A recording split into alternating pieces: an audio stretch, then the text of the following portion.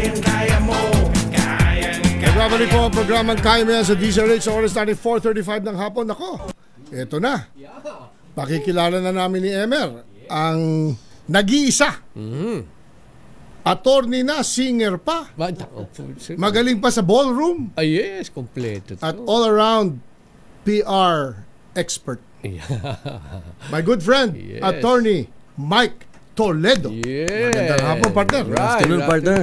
Welcome to Kaya Mo Yan sa DZRH, finally. Yeah, thank you, Inabot ka Emer. ng 6 years bago ka nag-guest dito. Oo partner. nga, pero maraming Sa atin lang salamat, Ricky. No? Talagang hindi ko talaga nung ako'y niyaya na maging guest dito sa inyong panutuntunan, sabi ko, maski na long weekend, Ayan. maski na Sabado, Ayan. Kita at mo? sisiguraduhin ko na talagang gagawin ko ng paraan na mapunta dito sa DZRH at sa Kita programa nyo. Nak- Lalo na kasi alam ko maraming nakikinig at nagsusubaybay sa inyong programa. Thank you. Tingnan mo ang reach, Thank you. DZRH Radio, 666. Yes. Nationwide. DZRH TV. News Television. News, DZRH News Facebook Live. Yes. Kompleto. DZRH YouTube. Aba.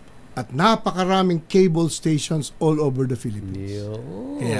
Kita mo naman. Kaya pag nagsalita ko ngayon, pati sa Middle East, sa North America, naririnig ka, Attorney Mike. Maraming Kaya ito yung salamat sa inyo. mga parangal, mga awards. Pero mapunta tayo sa issue at hand, no? Nibita ko si Attorney Mike Emer kasi minsan nagkita kami at sabi niya, Padre, maraming nangyayari ngayon sa mining industry. Yun ang walang balita nga pala. Very responsible ang mining industry. Kaya sabi ko, sige, pag-usapan natin ang responsible mining. Ayun. Attorney Mike, ano ba ang aktibidad at mga programa ngayon ng industriya para makatulong sa taong bayan? Alam nyo, kung tutusin, it will take more than 1 hour para makwento ko lahat yan. No? Kaya isa-summarize ko na lang. Bilisan mo ba? Pero magandang tanong yan, Ricky, no, Emer. Kasi alam mo, for the longest time, medyo palaging sinisiraan na lang ang pagmimina. Wala na lang nakita kundi pagsisira ng isang lugar. No? Yan. Pero siyempre, pag nagmimina ka, talaga namang you have to disrupt, di ba, the environment.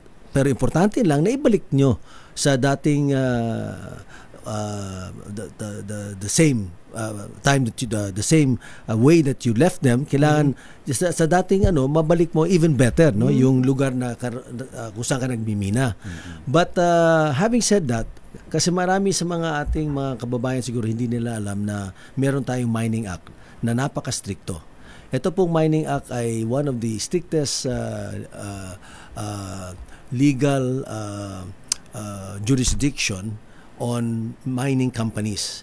In other words, sinundan sa mga magagandang practice ng iba't ibang bansa, the best practices of other countries, dinagay dito sa Mining Act na pinasa noong 1995. At doon very strict ang mga requirements, especially on the environment. Unang-una pa lang, para lang makakuha ng lisensya, para ikaw ay makapagmina, it will take a long time. No? Maraming proseso po yan. At isa sa mga proseso is, dapat makita nila na yung methodology mo ay responsible. Ibig sabihin, sustainable. At ang magbabantay sa iyo dyan, Department of Environment and Natural Resources. Ang DNR at ang MGB po ay nagbabantay sa inyo dyan, kasama dyan. At kami naman po ay natutuwa na meron tayong Secretary of the Environment, si Secretary Tony Luisaga, na napaka fair, principled, saka mga desisyon niya is based on science. Hindi po emosyon but empirical data. At bago po siya magkaroon ng anumang policy na ilalabas niya sa kanyang bilang kalihim ng DNR, she makes it a point to reach out sa mga stakeholders para pag-usapan kung paano. Ayun. Ang industriya ay kinabibilangan ng maraming kumpanya. Hindi ba? Marami po. Siguro right now. At meron now, kayong parang asosasyon. Meron kami asosasyon. Ito po yung Chamber of Mines of the Philippines. No? And it's about how many companies involved? Sa ngayon po, siguro I would say mga about 47 companies, active companies. And mostly in what region or nationwide? Nationwide naman siya.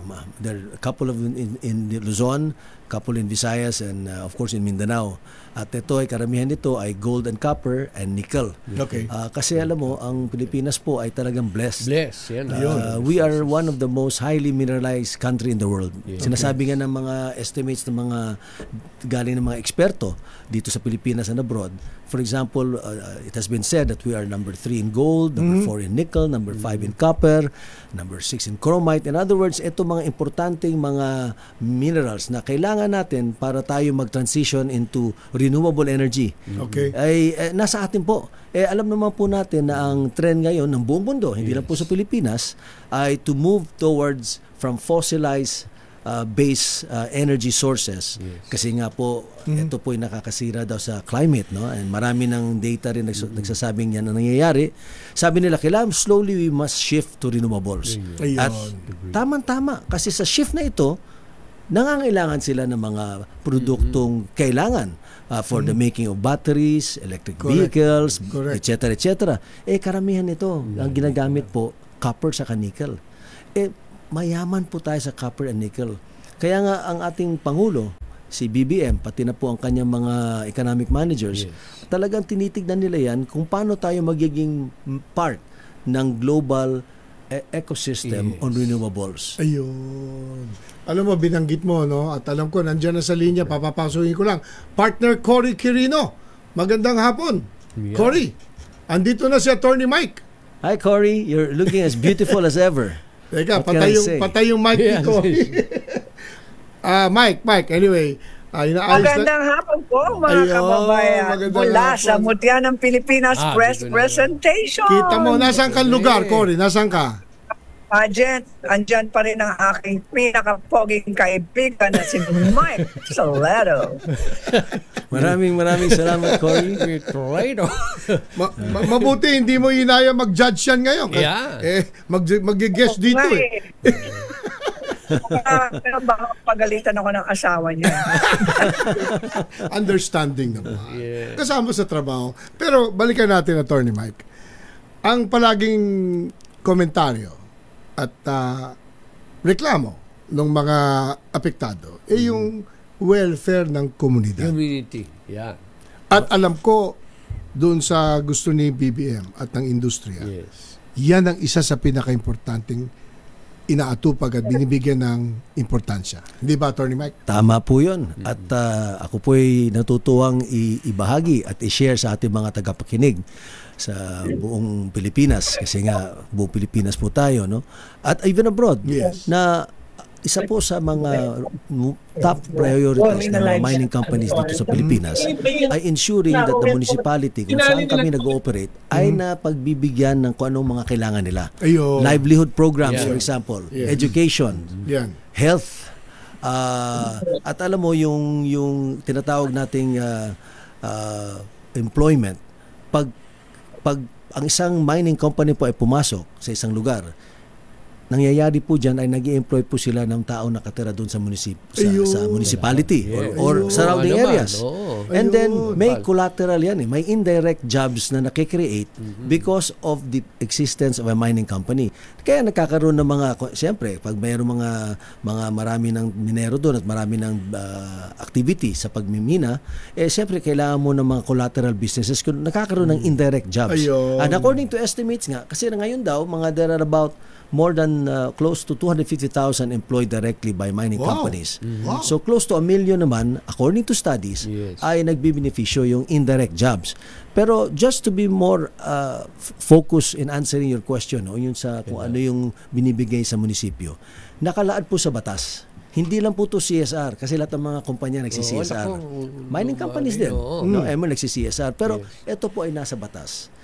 At sa tingin ko po, ito lang po ang industriya na talagang rini-require ng batas ng Mining Act na magbigay ng tinatawag na Social Development Management Program or SDMP. Ano po yung SDMP? Ito po ay isang malaking halaga. if I'm not mistaken, parang mga 1 or 1.5% ng operating cost ng isang mining company. Nilalagay dyan. Malaki yun. Pwede yan. Malaki po yun. At saan po to? Ito po ay, yun nga, dinalaad, nag-uusap kami sa local government leaders, sa mga taong nakatira sa munisipyo. Ano bang kailangan nyo dito? Okay, livelihood programs. Sige, poondohan natin yan. Uy, kailangan nyo ng mga eskwelahan. Lagyan natin yan. In fact, kami po sa isang kumpanya ng MVP Group, Philex Mining, nagtayo po kami ng eskwelahan. Matagal na po yan. Sa eskwelahan sa Padcal, no? Sa Benguet. At marami na po nag-graduate dyan, puro scholars. Nagtayo din po kami, I'll be very specific na lang, no? I'll cite an example, Philex, pero ginagawa rin din po to ng iba't ibang mining companies all over the Philippines, no? Nagtayo din ng mga healthcare centers, mga hospitals, na nagbibigay what you call this, health benefits, especially primary, no? Kung sa mga nakatira dun sa mismo sa lugar na napagmimina, at pati na rin din po dun sa mga karatig bayan, no? Or the surrounding areas. Kaya ito po ay isang requirement ng batas, kaya ginagawa po namin. At let's face it, ang lugar na makikita mo yung lugar kung saan nagmimina, nung wala pa yung mining company dumating dyan at pagmina, wala yan. In fact, hindi kasama sa development program ng gobyerno kasi nga malayo, nasa bukid, no? In the hinterland, so to speak. Pero since nakita ng mga minero na merong minerals na makukuha dyan, may potential. Anong ginagawa ng mga mining companies? Una-una, nagkakaroon sila ng infrastructure programs. They would have to come up with roads, daan. Leading to. Leading to. Oo. And so, yan na. Pag may roads at may negosyo, may magpagmimina, kailangan mo ng power. So, nagtatayo ka rin ng power plants. Correct. At kailangan ng tubig. So, at naglalagay yung ka power ng tubig. plant, nagbibigay ng energy dun sa community. Exactly. Kaya ang nangyayari po, pag nagkakaroon ng pagmimina, responsible, of course, and sustainable, dapat, you will see that all the communities kung saan nagkakaroon ng pagmimina ay nagiging mas maganda. In other words, to be more concrete, may mga munisipyo po na 5th class or 4th class municipalities, but because of the existence of mining companies, dahil po sa pagmimina, ay naging 1st class or 2nd class, umaangat po ang buhay at umaasenso ang mga tao kung saan nagkakaroon ng pagmimina. Yeah. In other words, nung pumasok yung responsible mining company, gumaganda rin ang komunidad. Gumaganda din ang komunidad. In other words, at kasama yan dun sa batas. Yes. Yung 1995. So, Yes. protektado ang komunidad. Yes. And in fact, kung marapati nyo po, no, isa sa mga requirement po sa Mining Act din, unlike other industries, ay tinatawag nilang Final Mining Rehabilitation Program, no? Ibalik. FMRD. No? Yun, Parang ito FMRD. po, habang nagbimina ka, habang tuloy-tuloy yung operations, every year po, nagde-deposit ka na sa isang account.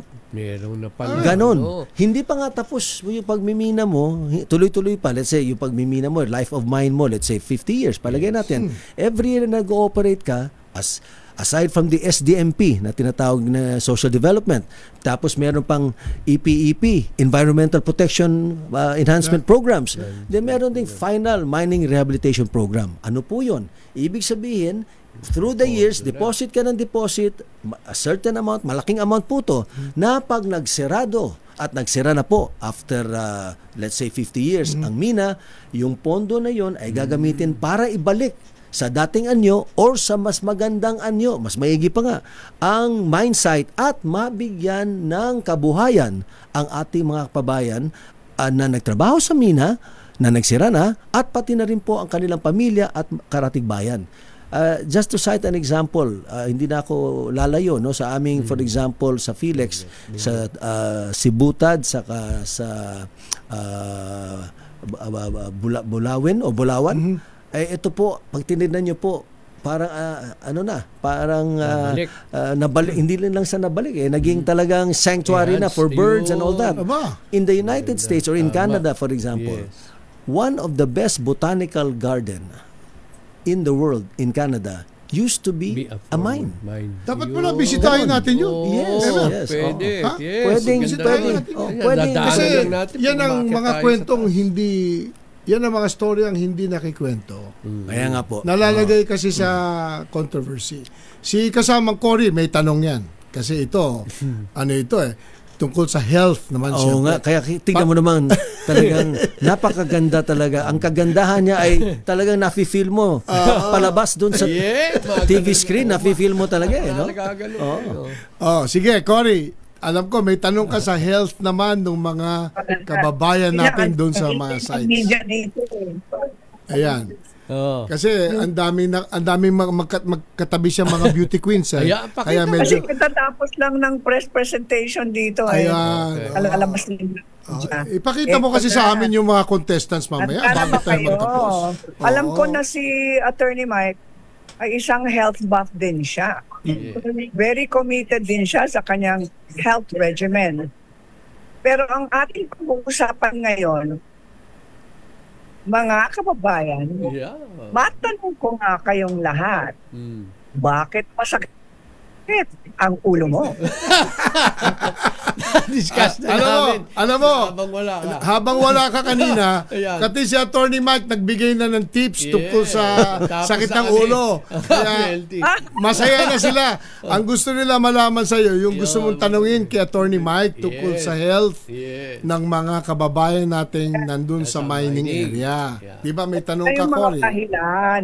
Yung mga dahilan. Alam ko, isa sa mga dahilan dito ay aangkinin na ni Mike na siyang nagiging sanhi ng kanyang mga headaches dahil sa dami ng kanyang ginagawa, sa dami ng kanyang responsibilidad. O yan ang mga kose sa mga dahilan. Number 1, ay sasabihin parang broken record. Dehydration. Tama. Ayan. Hindi, Cory. Na-discuss na namin kanina yan. Yes. At nandito na tayo sa bahagi ng programa kay Attorney Mike. Kaya meron kang gustong tanungin, di ba, tungkol sa health at welfare ng mga tao doon sa mga mining areas. Di ba may tanong ka doon, Cory? Yun ang... Ayan. Ito na. Dahil sa, syempre, sabi nila, yung sobrang exposure sa mga heavy metals, may epekto sa kalusugan ng isang tao. Meron ba mga runoff ng mga minerals sa tubig o sa water source ng komunidad kung saan merong mining project? Ayan. Attorney Mike. Magandang tanong. Hindi lang talaga maganda, matalino pa. Talaga iba na talaga si Cory.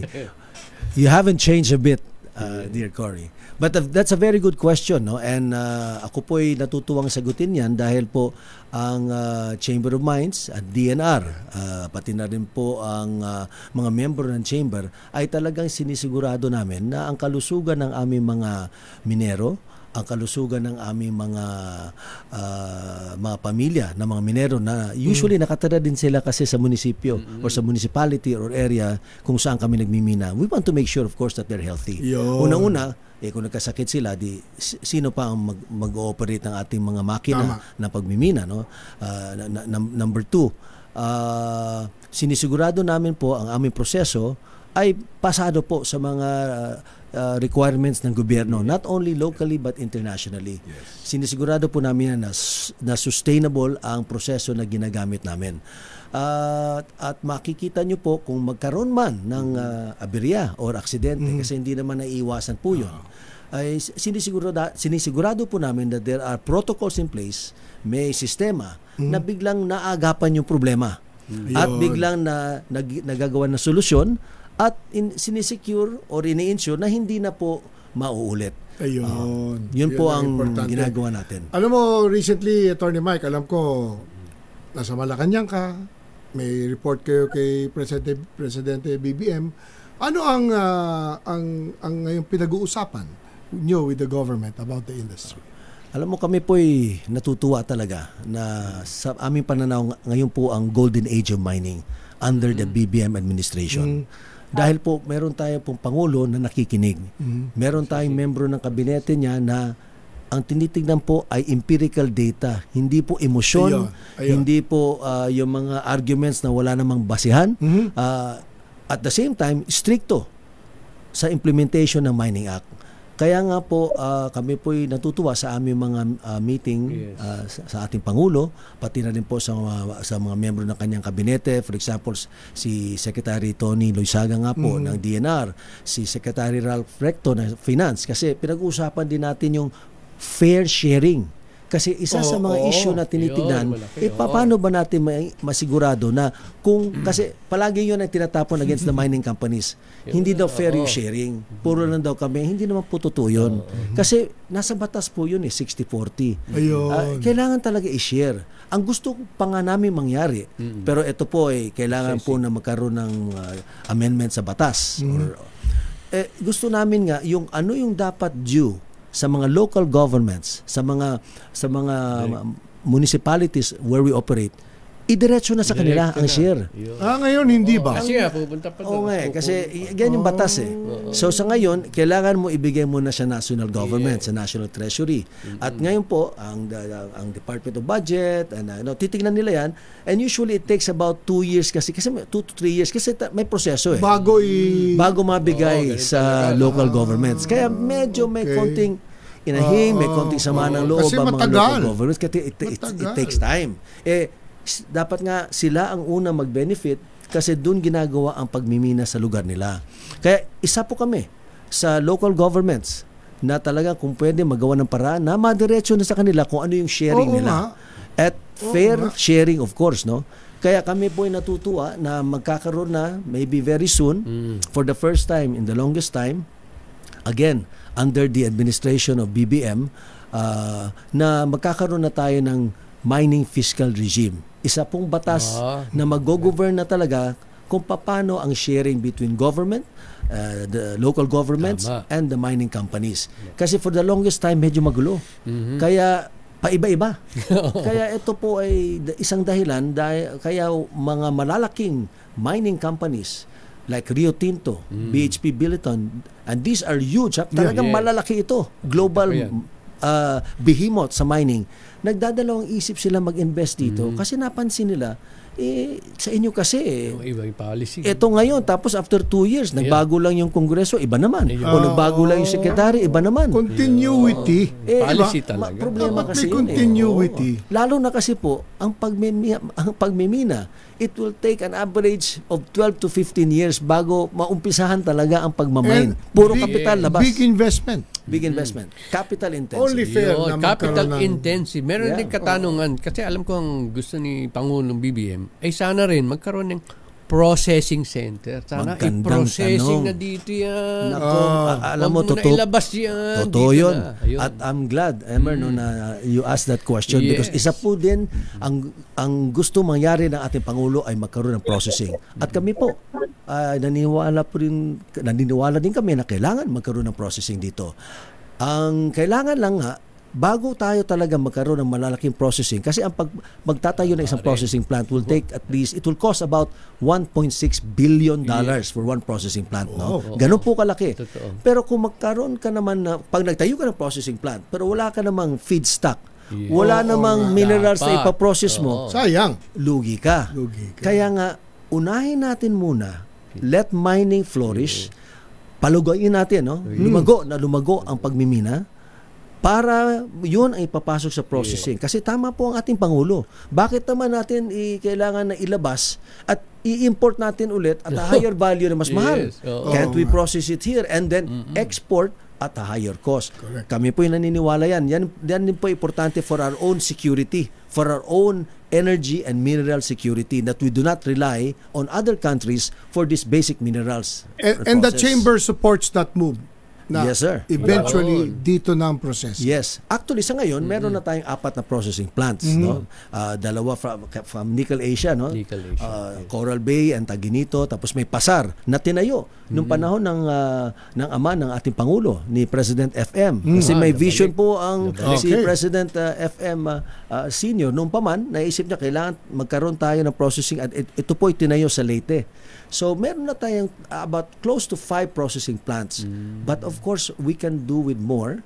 Yes. But we need more feedstock or input to the processing para ito ay lumago at tumuloy. At hopefully nga, Yun nga po ang vision ng ating Pangulo, at ito po ay sinishare po ng mga miyembro ng Chamber, is we can be part nga sa isang global ecosystem on renewables. Very good. Very And good. be recognized for that. Exactly. Well, alam mo, sabi nga ni Attorney Mike, isang linggong topic ito eh. Yeah. Kaya kailangan ng part 2. Wala pa. Pero Part 2, okay, partner. part 2 tayo. Pero bago ka umalis, Attorney Mike, nasa iyo opportunity Yes. na magbigay ng mensahe sa mga communities specifically na kinalalagyan ng mga mining at nakikinig sa iyo ngayon. Go ahead. Maraming salamat sa inyo, Ricky, of course Cory, Emer, Yes, and pati na thank you po sa DCRH sa pagkakataong ito. Gusto ko lang po sabihin sa ating mga kababayan, lalo na doon po sa mga lugar kung saan po may pagmimina, at nakikita niyo naman po kung ano po ang ginagawa ng gobyerno, pati na po ang mga minero, mga mining companies, to make sure po na makuha nyo ang dapat nyo makuha. At ito po ay tuloy-tuloy na pagsusustentong tulong, because ito po ay karapatan nyo. Yes. Rest assured po na sisigarduhin po namin na kung ano po ang dapat nyo makuha ay makuha nyo. Rest assured po na we will make sure na yung lugar kung saan kami nagmimina ay hindi po magkakaroon ng problema na masisira ang kalikasan. Kasi po, sino pa naman ang gusto ng kalikasan na sira? Sino ba naman ang gusto ng ang hangin ay polluted? Pare-pareho namang hangin ang ating binibreathe, di ba? Ang simoy ng hangin, pareho lang naman, hindi naman nag-iiba yan. So we also want clean air, clean water, and clear products that are sustainable, are rather produced in a very sustainable manner. Kaya po, siguro ang hinihiling lang po namin, lalo na po doon sa mga communities na saan ang pagmimina, tulungan niyo po ako, tulungan niyo po kami, tulungan niyo po ang gobyerno na mag-reach out tayo sa ating mga kababayan at sa mga iba-ibang sektor na hanggang ngayon po ay sa kanila po, ang pagmimina daw ay masama. Ang pagmimina ay demonyo. Ang pagmimina ay pagsasamantala ng tao. Pero sa totoo lang po, etong microphone po na ginagamit natin ngayon, itong cellphone na ginagamit nyo, Galing sa TV, saan mo pa galing lahat yan? Di ba po sa pagmimina? Ang kotse na sinasakyan natin, ang eroplano, ang bus, ang tren. lahat na po eh. Hindi naman out of thin air yan. So, kailangan natin ang pagmimina. Yes. Ang kailangan natin ang suporta nyo. Ang importante lang, dapat po responsible. Hindi, in other words, you provide for the needs of the present without depriving the needs of future generations. Correct. Yun lang po. Correct. Kaya help us, help government, spread the word, kausapin ang lahat na naninira sa industriya ng pagmimina na hindi totoo yan, at harapin natin scientifically ang mga issue na nilalabas nila at sagutin natin na mabuti. Huwag lang natin kalimutan na, alam mo, madali magsalita, madali manira. Yes. Pero importante po ay ang katotohanan dapat sabihin natin sa ating mga kababayan. Napaka-husay ng posisyon. Ang sinasabi, partner ni Attorney Mike, the responsible mining industry helps in future-proofing even the communities where there is mining. Yes. Yun ang ideal. At tayo bibisita doon sa mga sites na sinasabi ni naging eco-village. Ihanda mo yung rugged shoes mo. Actually, magandang idea yun na Ricky, no? Sec Ricky, magandang idea talaga yun. Dahil what is, sa amin nga sa law, bilang abogado, no? The best evidence rule, di pakita mo. Ito. So, I invite everyone, kung sino may gusto makita ang operation ng isang magandang mining company, you are more than welcome. Makita nyo with your very own eyes kung ano ang ginagawa ng mga responsible miners dito sa Pilipinas.